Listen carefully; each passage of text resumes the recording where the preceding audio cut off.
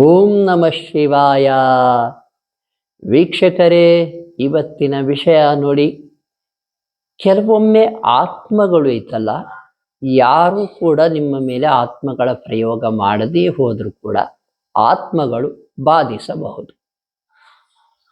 ಮೊನ್ನೆ ತಾನೇ ಒಂದು ಕರೆ ಮಾಡಿದ್ರು ಯಾರೋ ಒಬ್ಬರು, ಏನು ಮಾಟ ಮಂತ್ರ ಆಗಿಲ್ಲ, ಅವರಿಗೆ ಯಾವುದೇ ಶತ್ರುಗಳಿಲ್ಲ. ಏನಾಗಿತ್ತಪ್ಪ ಅಂತಂದ್ರೆ, ಅವರ ಓಣಿ ಅಂತ ಕರಿತೇವೆ, ನಮ್ಮ ಉತ್ತರ ಕರ್ನಾಟಕದಲ್ಲಿ ಗಲ್ಲಿ ಅಂತ ಕರಿತೇವೆ. ಅವರ ಏರಿಯಾದಲ್ಲಿ ಒಬ್ಬ ಯಾವ ವ್ಯಕ್ತಿ ತೀರ್ಕೊಂಡಿದ್ದ. ಇವರ ಮನೆಯ ಮಗಳಿಗೆ ಬಂದು ಆ ಆತ್ಮ ಅಟ್ಯಾಕ್ ಆಗ್ಬಿಟ್ಟಿದೆ. ಆ ಆತ್ಮ ಯಾವ ವ್ಯಕ್ತಿ ತೀರ್ಕೊಂಡು ಅವತ್ತಿನದಿಂದಲೇ ಇವರ ಮನೆ ಹೆಣ್ಮಗಳಿಗೆ ತೊಂದರೆ ಕೊಡ್ತಾ ಇದೆ, ಬಾಧಿಸ್ತಾ ಇದೆ. ನೋಡಿ ಯಾವ ರೀತಿ ಆಗ್ತದೆ. ನಿಮ್ಮ ಶಕ್ತಿ, ನಿಮಗೆ ದೈವದ ಅನುಗ್ರಹ ಕಡಿಮೆ ಇದ್ರೆ ಹೀಗೆಲ್ಲ ಆಗುವ ಸಾಧ್ಯತೆ ಇದೆ. ನೋಡಿ, ಎಲ್ಲೋ ಕೆಲವು ಆತ್ಮಗಳು ಸಂಚಾರ ಇರ್ತದೆ, ಅಲ್ಲಿ ಹೋದಾಗ ಆಗ್ಬಿಡ್ಬೋದು. ಅಥವಾ ನಿಮ್ಮ ನಿಮಗೆ ಮನೆಯ ಹತ್ತಿರ ಅಥವಾ ನಿಮ್ಮ ಕುಟುಂಬದಲ್ಲೂ ಯಾರಾದ್ರೂ ಪ್ರೇತಾತ್ಮಗಳು ಆತ್ಮಕ್ಕೆ ಶಾಂತಿ ಸಿಗದೆ ಹೋಗಿದ್ರೆ ಅವುಗಳು ಕೂಡ ಬಂದು ನಿಮಗೆ ಅಟ್ಯಾಕ್ ಆಗಬಹುದು, ನಿಮಗೆ ಬಾಧಿಸಬಹುದು. ಈ ರೀತಿ ಎಲ್ಲ ತೊಂದರೆಗಳು ಬರಬಾರದು ಅನ್ನೋದಾದ್ರೆ ಒಂದು ದೈವಾನುಗ್ರಹ ನಿಮಗೆ ಇರಬೇಕು. ಮತ್ತೆ ಗುರುಗಳಿಗೆ ಏನು ಆತ್ಮ ಅಟ್ಯಾಕ್ ಆಗಿದೆ, ಅದು ಹೋಗಿಸ್ಬೋದಾ ಅಂತ ಕೇಳಿದ್ರು ಅವರು.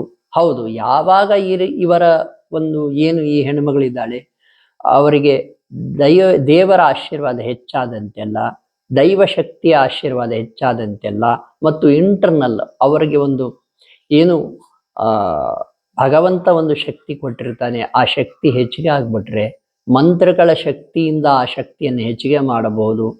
ಆ ಶಕ್ತಿ ಹೆಚ್ಚಾದಂತೆಲ್ಲ ಈ ನೆಗೆಟಿವ್ಸ್, ಯಾವುದೇ ರೀತಿ ನೆಗೆಟಿವ್ಸ್ ಇದ್ರೂ ಕೂಡ ಅದು ಹೊರಗೆ ಹೋಗುತ್ತದೆ. ಅಷ್ಟಲ್ಲದೆ ಇನ್ನು ದೊಡ್ಡ ಪ್ರಮಾಣದಲ್ಲಿ ಏನಾದರೂ ತೊಂದರೆ ಕೊಡ್ತಾ ಇದ್ರೆ ಕೆಲವು ದೇವಸ್ಥಾನಗಳಿದ್ದಾವೆ. ಅದರಲ್ಲೂ ಕೂಡ ಗುಲ್ಬರ್ಗಾದಲ್ಲಿ ಸಾವಳಗಿ ಮಠ ಅಂತ ಇದೆ, ನಾನು ಹಿಂದೆ ವಿಡಿಯೋಗಳಲ್ಲಿ ಬಿಟ್ಟಿದ್ದೇನೆ. ಸಾಕಷ್ಟು ದೇವಸ್ಥಾನಗಳಿದ್ದಾವೆ. ಸಾವಳಗಿ ಮಠಕ್ಕೆ ಹೋಗಿ ಆ ಮಠದಲ್ಲಿ ಒಂದಷ್ಟು ದಿನಗಳ ಕಾಲ ಈ ತೊಂದರೆ ಪರಿಹಾರವಾಗುವವರೆಗೂ, ಒಂದು ವಾರನೋ 5 ದಿನನೋ 11 ದಿನನೋ ಆ ದೇವಸ್ಥಾನದಲ್ಲಿ ಇದ್ಬಿಟ್ಟು ಅಲ್ಲಿ ಪೂಜೆ ಪುನಸ್ಕಾರಗಳು ಮಾಡೋದ್ರಿಂದ ನೋಡಿ, ಕೆಲವೊಮ್ಮೆ ಆ ದೇವಸ್ಥಾನದಲ್ಲಿ ಶಿವಲಿಂಗಕ್ಕೆ ಅಭಿಷೇಕ ಮಾಡಿರ್ತಕ್ಕಂಥ ತೀರ್ಥವನ್ನೇ ತಗೊಂಡು ಇವರಿಗೆ ಸ್ನಾನ ಮಾಡ್ಲಿಕ್ಕೆ ಕೊಡ್ತಾರೆ. ಆಗ ಏನು ದುಷ್ಟಶಕ್ತಿಗಳು, ಆತ್ಮಗಳು ಏನು ಬಾಧಿಸ್ತಾ ಇರ್ತವೆ, ತೊಂದರೆ ಕೊಡ್ತಾ ಇರ್ತವೆ, ಅವು ದೂರ ಆಗ್ತವೆ. ಭಗವಂತನ ಅನುಗ್ರಹದಿಂದ ಎಲ್ಲವೂ ಸಾಧ್ಯ.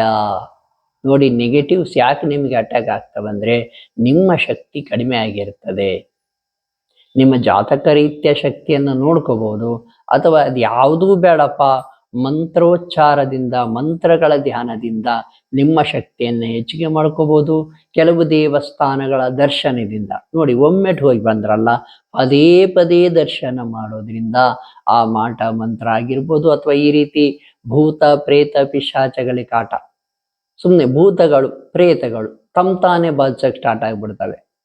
ಯಾರಿಗೂ ಮಾಟ ಮಾಡಿಸಿರಲ್ಲ, ಅದು ಪಾಯಿಂಟ್. ಅವ್ರು ಏನು ಆತ್ಮಗಳ ಸಂಚಾರ ಇದ್ವೋ ಅಕಸ್ಮಾತ್ ಯಾರ್ದಾದ್ರ ಮೇಲೆ ಆಸೆ ಇಟ್ಕೊಂಡಿದ್ರೆ ಅವಾಗೂ ಕೂಡ ಅಟ್ಯಾಕ್ ಆಗ್ತವೆ.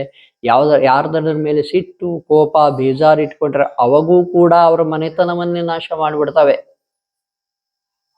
ನೋಡಿ, ಆ ಮಗು ಓದ್ಲಿಕ್ಕೆ ಕೂಡ ಆಗ್ತಾ ಇಲ್ಲ, 17-18 ವರ್ಷದ ಮಗು ಓದಕ್ ಕೂಡ ಆಗ್ತಾ ಇಲ್ಲ, ಆ ರೀತಿ ಆಗ್ತಾ ಇದೆ. ತಲೆ ತಿರುಗಿ ಬೀಳೋದು, ಇನ್ನು ನಾನಾ ಸಮಸ್ಯೆಗಳು ಉಂಟಾಗ್ತಾ ಇದ್ದಾವೆ.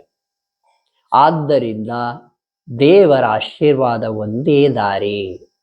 ವೀಕ್ಷಕರೇ, ಈ ರೀತಿ ಯಾವುದೇ ರೀತಿ ತೊಂದರೆ, ಪ್ರೇತ ಬಾಧೆ, ಭೂತ ಬಾಧೆ, ಇನ್ನು ಮಾಟ ಮಂತ್ರ, ವಾಮಾಚಾರ, ಯಾವ ರೀತಿ ತೊಂದರೆ ಇದ್ರೂ ಕೂಡ ಈ ನಿಮ್ಮ ಜ್ಯೋತಿಷ್ಯ ಜೈಫೋ ಯೂಟ್ಯೂಬ್ ಚಾನಲ್ ಯಾವಾಗಲೂ ನಿಮ್ಮ ನೆರವಿಗೆ ಬರ್ತದೆ.